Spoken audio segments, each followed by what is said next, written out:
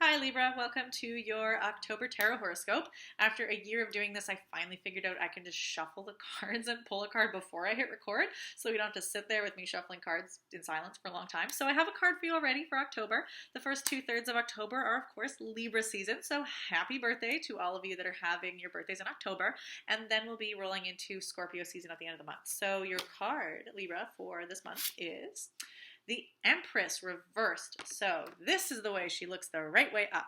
We have this woman here, and she's standing on this land, this kind of cliff edge, big ocean behind her, big open sky. She has this scepter and this orb. She's standing there, has this kind of crown, but also is kind of like disheveled in her outfit there, barefoot even in the ground. And it came out upside down like that. Okay, so let us see, Empress Libra, what we have for this month. Okay, the Empress. Your own true nature. The Empress represents the many empresses and queens of yesteryear and today. She is also the great goddess of ancient history, the threefold godhead of Christianity and other religions, the mothers of gods such as Isis and Mary, and last but not least, the goddesses of love and fertility like Astarte, Aphrodite, and Venus. The card is a mirror of your own femininity, or of the female qualities in a man, reflecting your personal experiences as a woman and or with other women, the heritage of your mother, your grandmothers, and your foremothers.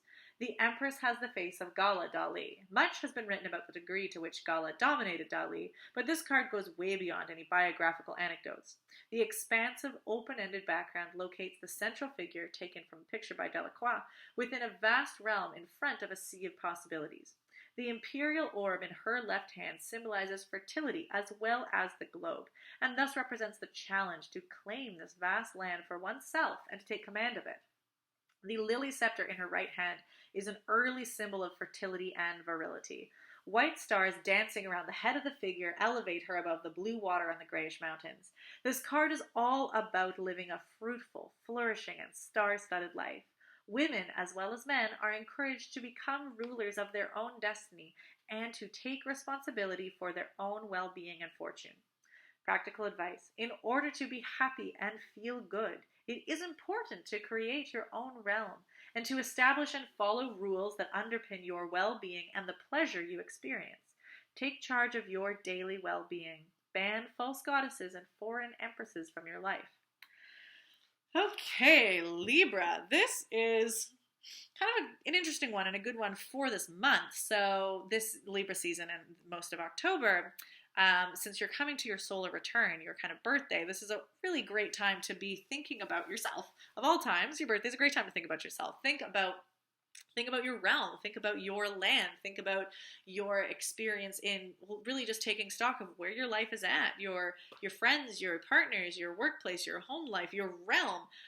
Where does it please you? Does it serve you? Do you feel like an empress in your life? Do you feel like the things you do in your life are not really for you? They're for other people. They're for expectation. They're for, things that the work that you do and the life that you live, does it feel like yours? Does it feel like it's something that you have power in, you have sovereignty in, you have some control and mastery and agency in? Does it feel like your land? Does your life feel like your home? Or does it feel like you're homeless and you're living your life for somebody else? So that for you, Libra, because Libra as an archetype is very often invested in the other, very often invested in the partner. So the healthy Libra archetype is, you, Libra, as a sovereign being, an agent who has your own desires and fears and hopes and wishes.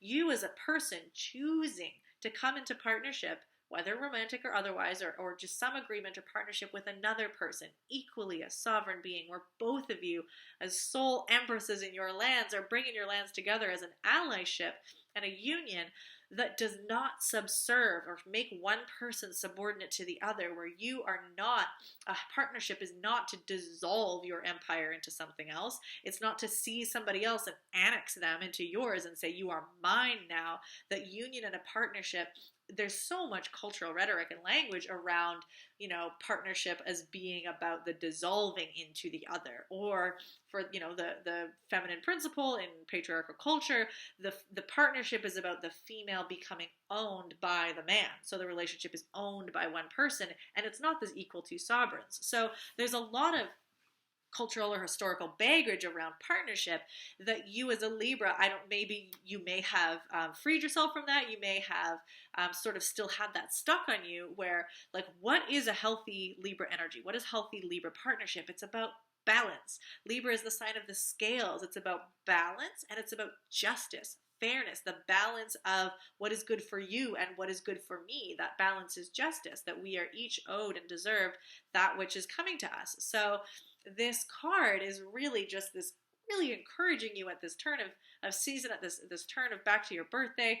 Are you still the sovereign of your own land? Are you still the empress rooted in the earth of your land? And if you choose to be in partnership or allyship with another nation, you are doing it as a sovereign who always has a say, who that union is negotiated between the two of you, but it is never to exploit you. It is never to steal your resources. It's never to steal your time or steal your crown. And likewise, you should not be expecting that somebody else is going to bowl over and hand you their stuff and hand you their sovereignty, and that now you get to make choices for them because you're in a partnership. So there's just this really strong emphasis for, which already is such a supportive thing to be thinking about in Libra season. So this first 2/3 of October, especially focusing on that sovereignty, and that you feel at home and that you are tapped into the needs and desires that you have, that your realm has, that your life has, so that if you are really grounded in what your needs are, then you can communicate and establish that negotiation with a partner, with other people, that agreement of, these are my needs, this is what I have to offer, these are your needs, this is what you have to offer. Can we work together to the benefit of both of us?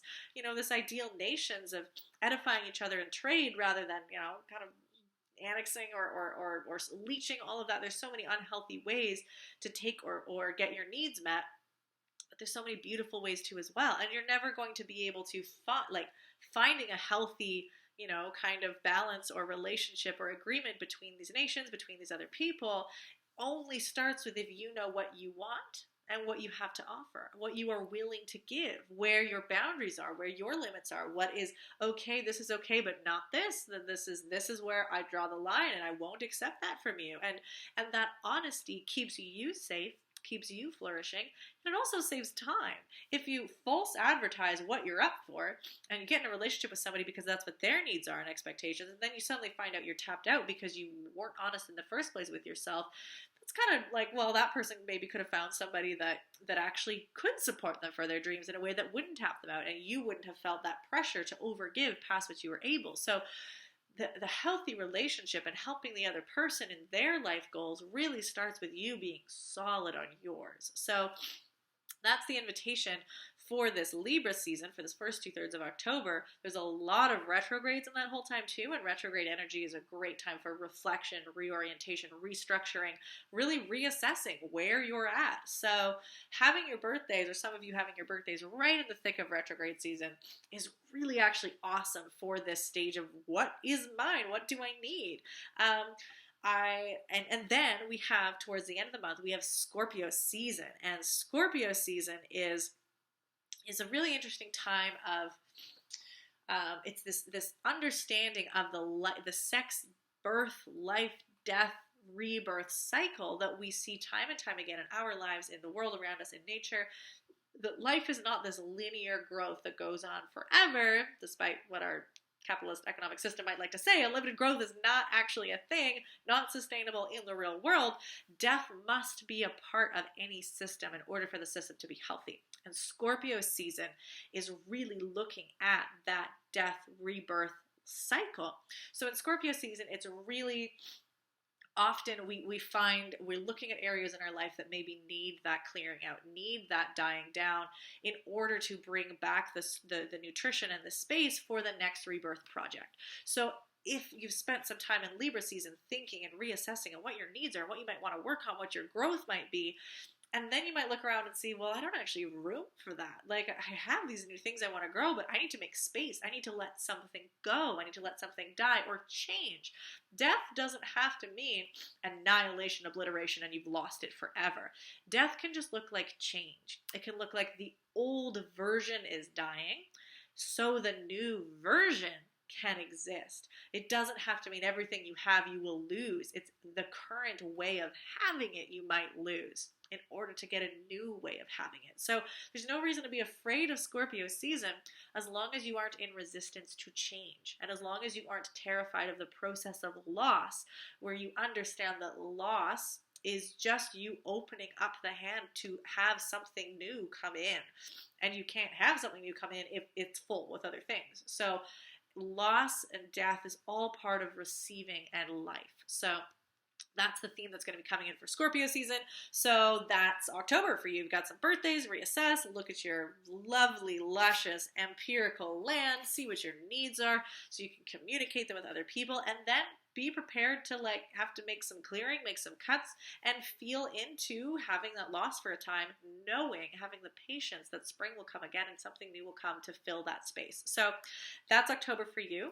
Like I said, a lot of retrogrades that are happening, certainly when Libra season is starting, so the beginning of October. By Scorpio season, a lot of those retrogrades will have turned around and be going direct. So the Libra season workshop that is up and available on my YouTube page has a lot more information on those transits, so I would highly recommend that you check that out. This month I'm doing something a little different. It's not pay what you can to me. It's donation. The workshop is donation based to the Native Women's Association of Canada. So that is in this time of Libra balance and looking at justice, and honestly looking at the way that nations and other nations may have not always been in balance and may have been exploitative to another nation for a while. Trying to bring that balance and justice back to the picture is all what Truth and Reconciliation is about. September 30th here in Canada is Truth and Reconciliation Day. So choosing to take the Libra season workshop, making that donation based to the Native Women's Association of Canada, is really just part of trying to bring nations back into balance, trying to allow people to have sovereign existence on their lands, and being a part of that very long-term ongoing process. So I would love it if you would take that workshop. It would be supportive for you and for you to really give generously to that association. So check that out, and hopefully that'll be supportive for you. Best of luck, Scorpio, this October, and I'll see you next month.